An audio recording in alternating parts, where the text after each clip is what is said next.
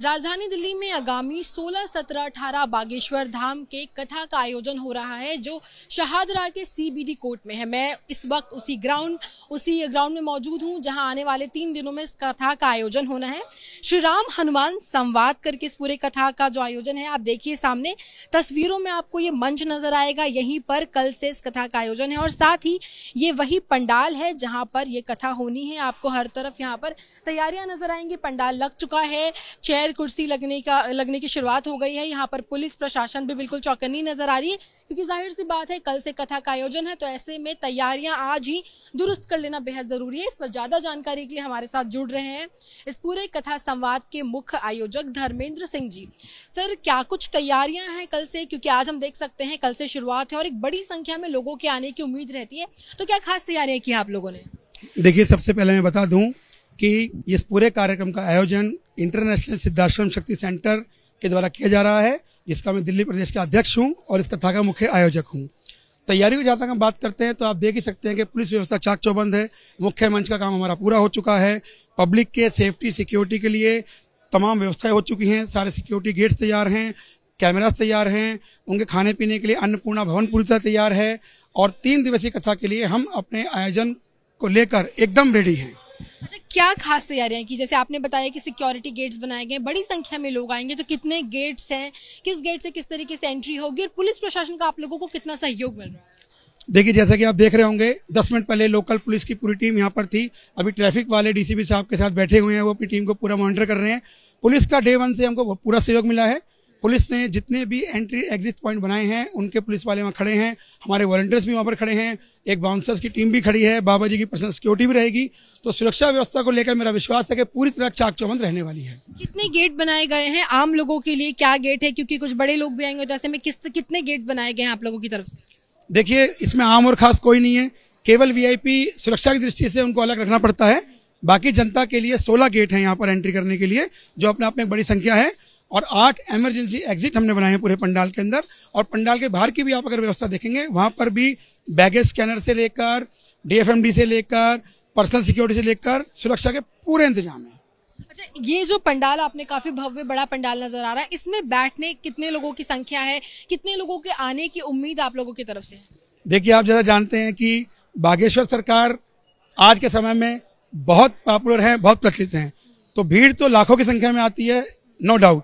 हमने फिर भी लगभग 1 लाख लोगों के एक समय बैठने के इस पंडाल में व्यवस्था की है। जितना आप पंडाल देख रहे हैं इसके दोनों तरफ भी और काफी जगह बाकी है।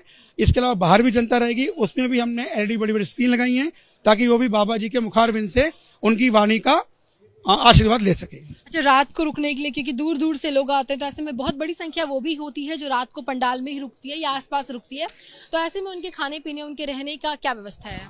देखिए, लगभग 10 से 12 हजार लोग यहाँ पर रुकते हैं। बाबा के इतने भक्त हैं, तो उनके लिए हमने अन्नपूर्णा 24 घंटे स्टार्ट करवा के रखी है और साथ में उनके नहाने से लेकर उनके शौचालय से लेकर खाने पीने की तमाम व्यवस्थाएं एकदम परिपूर्ण है।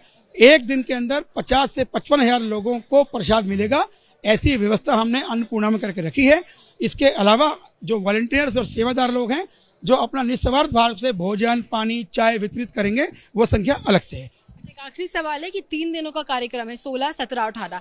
इसमें पहले दिन क्या कुछ है, 16 को क्या कार्यक्रम है, दिव्य दरबार कब है और 18, ये तीनों जरा विस्तार से बता दीजिए। जी, देखिए, कल 16 तारीख को वह दिव्य दिन आया है जिस दिन परम पूज्य बागेश्वर सरकार की कृपा से हम एक भव्य शोभा यात्रा का आयोजन सुबह 8 बजे से सूरजमल विहार ए ब्लॉक मंदिर से करने वाले हैं, जिसमें कि 5100 महिलाएं और बहनें अपने अपने सर पर कलश लेकर हमारी हिंदू परंपरा के अनुसार इस कार्यक्रम का स्वागत करेंगी।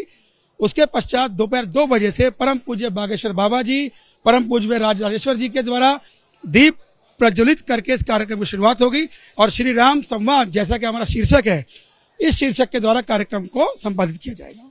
और दिव्य दरबार का आयोजन कब है? आगामी 17 और 18 का क्या प्लानिंग है? 17 तारीख को सुबह 10 बजे से दिव्य दरबार लगेगा, जिसमें बाबा जी सभी भक्तों की समस्याओं को सुनेंगे, उनको आशीर्वाद देंगे और ज्यादा से ज्यादा लोगों का संकट निवारण हो सके, सनातन का प्रचार हो सके, ऐसा कार्य परम पूज्य बागेश्वर बाबा जी द्वारा किया जाएगा।